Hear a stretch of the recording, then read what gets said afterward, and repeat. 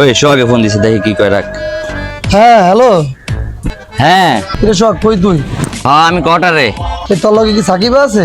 দোস্ত তোর কথা জিগাইতেছে, আরে না করি, ওর লগে শয়তানি করবো হালা। না না আমি একলাই দাঁড়া রয়েছি, হয়তো আহে নাই, তুই চালু বাইরা।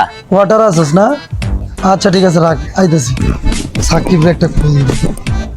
কি রে ভাই দিয়ে এখন আমারে ফোন দিছে। ক ক ও ফোন দিয়ে কথা কয়, আমার লগ কবি যে আমি নাই। হ্যালো সাকিব।